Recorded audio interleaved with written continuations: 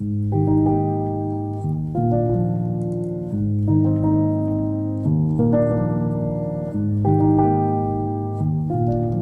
everyone, this is Christy from the future. This was filmed 11 days after my tonsillectomy. For that whole 11 days I was on constant painkillers and I rarely left the house. This day was a Friday and I had a doctor's appointment, so I thought it would be a really good excuse to get out, to do some reading and to try to get back on my feet. I was still in a bit of pain on this day and I was quite tired, but overall I felt heaps better than I did before. Anyway, I hope you guys enjoy this bookish, cozy, nice reading vlog.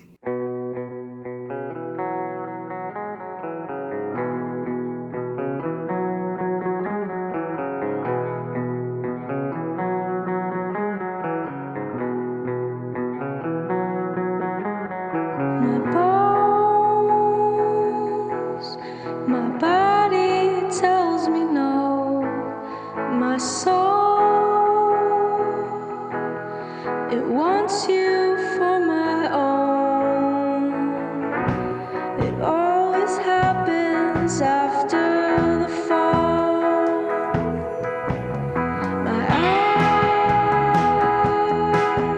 my dreams and my disguise, my jawline.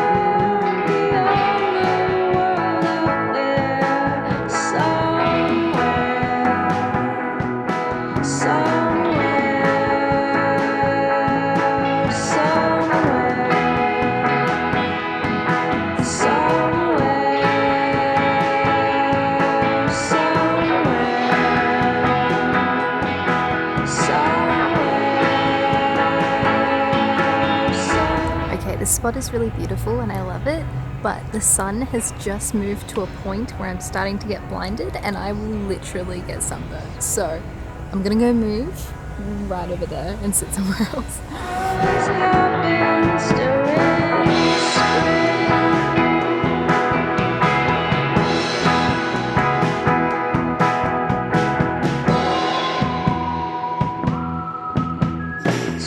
So the reason I got the graveyard book in particular is because it's on my list of books I need to read for uni next semester, and while uni hasn't gone back yet, I kind of wanted to get a bit of a head start, and I just thought, because I had my doctor's appointment out this morning, I thought it would be a really good excuse to just go like read a book outside. It's really good so far. I really like Neil Gaiman. This is the first book I've read by him. I love instructions. I've listened to him read that.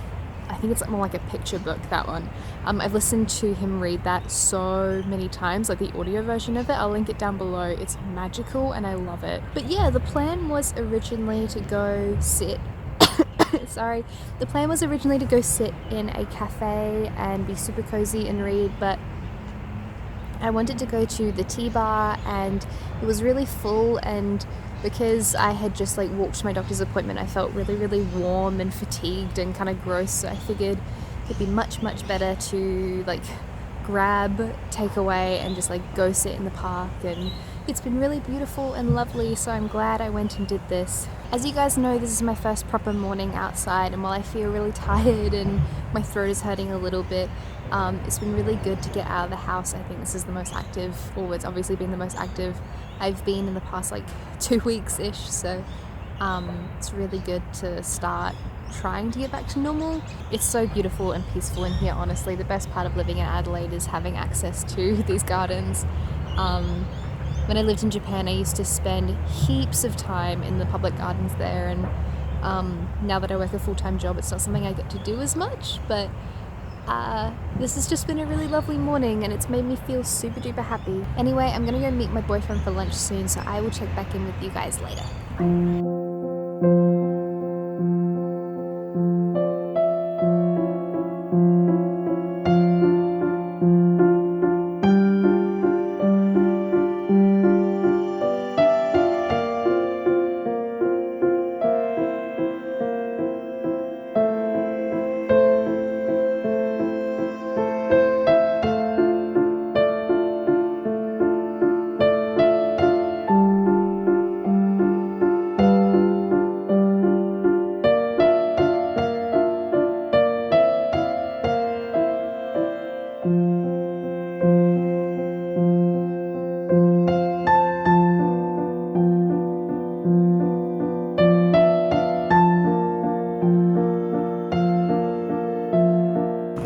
So if anyone was ever wondering why I'm obsessed with the Botanic Gardens, I used to go there all the time as a kid on school excursions, and it's a very beautiful, whimsical, nostalgic place for me.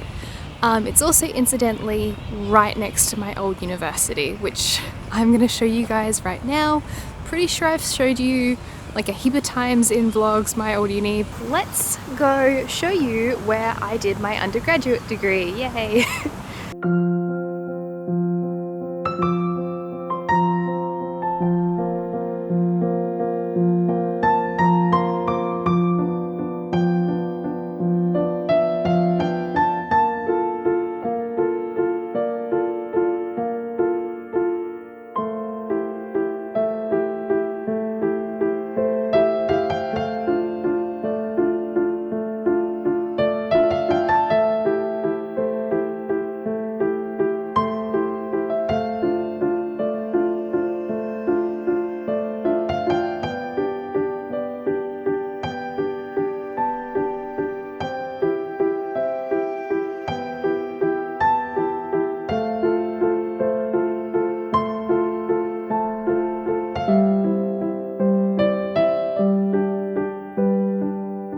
Hi, so I am home now. Is that glare gonna get really annoying with my glasses? It's currently 4:10 p.m. and I got home about an hour and a half ago. Basically, I just came home, had some more ice cream, curled up in a little ball and hibernated for a while. So I thought I could talk to you guys about my recovery and my tonsillectomy and how all of that is going. If you want to skip past this part and just watch the super aesthetic, nice, dreamy, whatever, peaceful reading bits, you are more than welcome to do that. Just skip to this time here.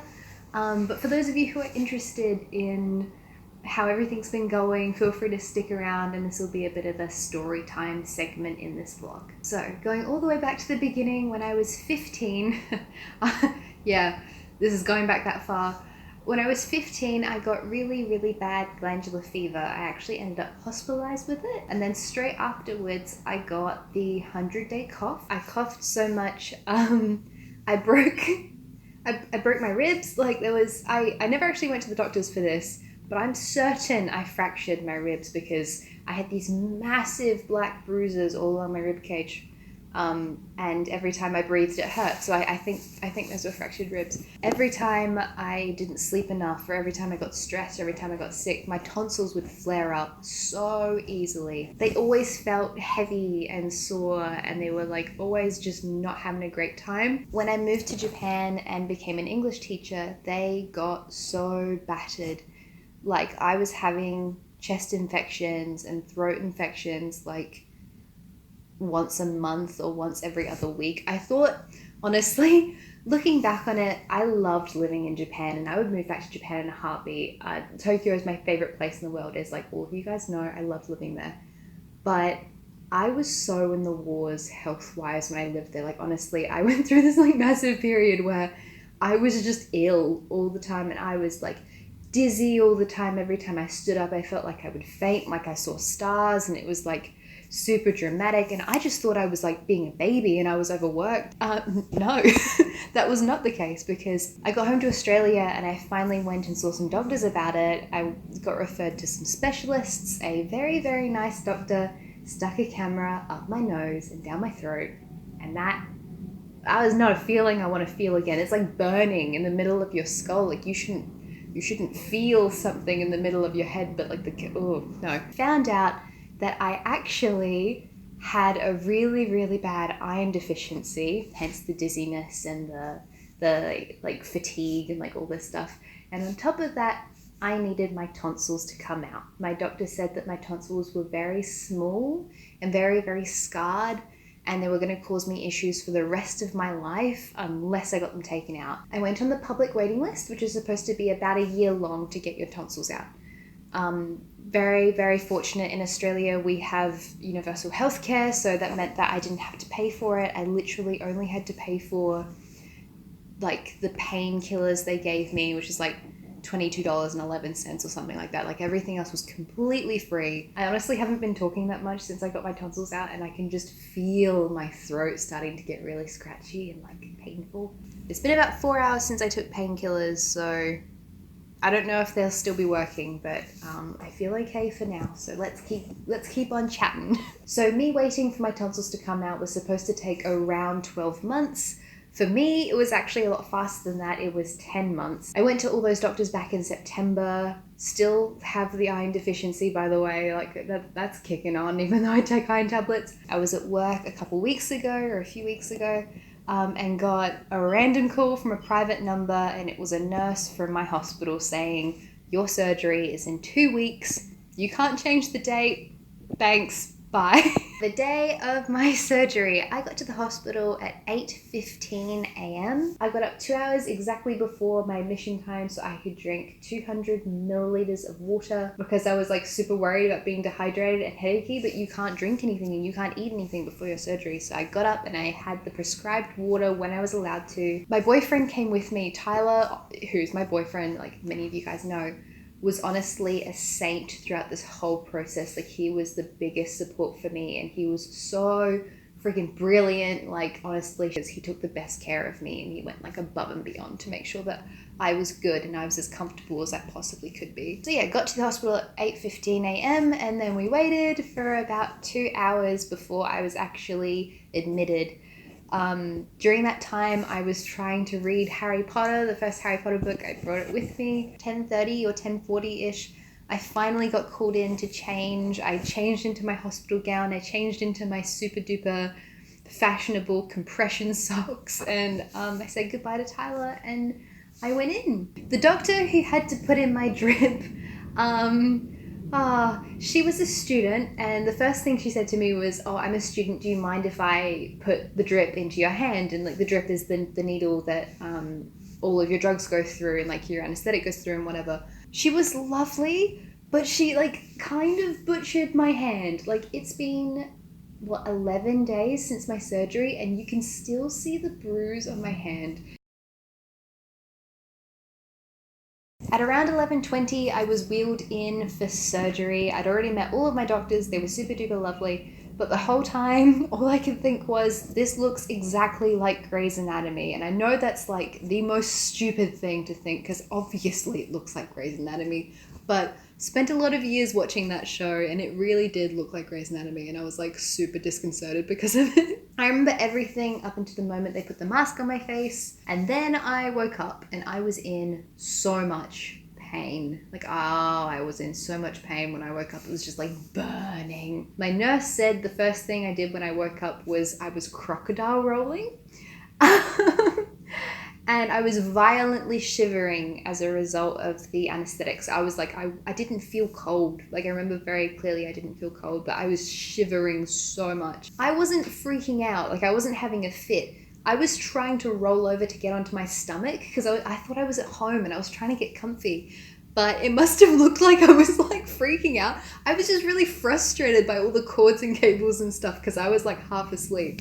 But my nurse described it as crocodile rolling. So yeah, that's how I dealt with coming out of the anesthetic. Fast forward to second stage recovery. I was sitting in a recliner. I got given all of my stuff so I could grab my phone and text everyone to tell them I was alive. They gave me this little packet of sandwiches and a little sippy cup full of water.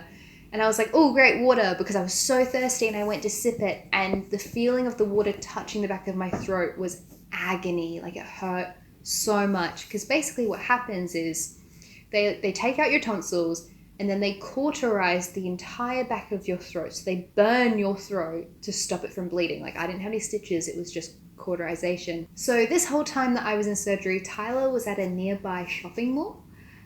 He was like working remotely, so he did his work and stuff, but he was like basically at like a shopping center. Anyway, I got to the car and Tyler had bought this like beautiful fluffy blue blanket, and he got me all of this chocolate and all of these like soft candy things, and he also had bought me 2 books. Like he literally just went and got me the things that would honestly make me the happiest. I like almost cried because I was so happy because I was like, this is the nicest thing ever. Like, and yeah, after that I got home and I got to actually start my recovery. My surgery was on the Tuesday. The Wednesday and the Thursday were totally fine. And like, I knew it got worse, but I did not know how much worse it was going to get. On Saturday night at 4 a.m., that was the most pain I have ever felt in my life. Every time I swallowed, saying that swallowing now, every time I swallowed, it felt like I was literally swallowing glass. It felt like every time I swallowed, I was ripping my throat apart. Like, that's genuinely what it felt like. And oh, it hurt so much. I'm actually going to go get an ice block because talking this much is murdering my throat. It's starting to really hurt. So BRB. So yeah, Saturday night, the worst pain I ever felt in my life ever. And I don't know what I'd rate it out of 10 because in the hospital I said it was a 7 out of 10. In comparison, I would say it was a 9 out of 10 for pain. But like, I feel like a 10 out of 10 would be like being burnt alive. So how do you... 10 out of 10 is supposed to be the worst imaginable pain, but how can you imagine pain you haven't felt? And also, I had been so proud of myself because I hadn't cried. Like, I'm a wimp with pain. Like, I cry really, really easily. Like, I cry a lot. And I had not cried once. And then come 4 a.m. on Saturday, I was sobbing and bawling because it hurt so much. And I was just like also mad because I was like, I'm not going to cry. And I cried. I cried a lot. It really, really, really hurt. But yeah, now it's Friday and here we are. I'm just on minimal painkillers, so ibuprofen and paracetamol. Obviously, I can talk for like little periods of time, but talking for prolonged amounts of time is quite sore for my throat, hence the ice block I now have. Anyway, I'm going to go now. I'm going to go back to reading the Graveyard book. I'm going to get super snug and not talk for a while and let my throat keep on healing. So I will check back in with you guys later.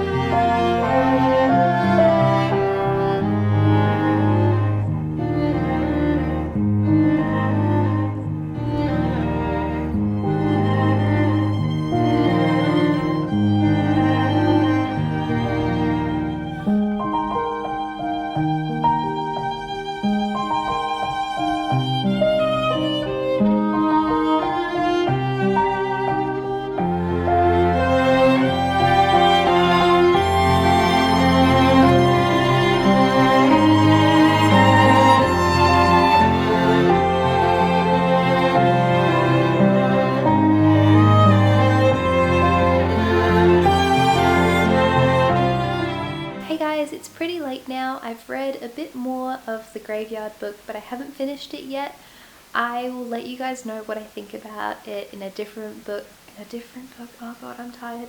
In a different vlog. I'm really enjoying it so far. It's really whimsical. I'm super duper tired. It was a really big day for me because I was really physically active today and obviously walked around a lot. My throat is really scratchy. You might be able to hear it in my voice. So I'm not going to chat for too long because it's starting to hurt a bit. My eye makeup is super smudged, I've just realised. Okay, lovely. I'm gonna go take off all of my makeup and then go to sleep. Thank you guys so very much for watching. I hope you enjoyed the vlog and I will see you in the next one. Bye bye.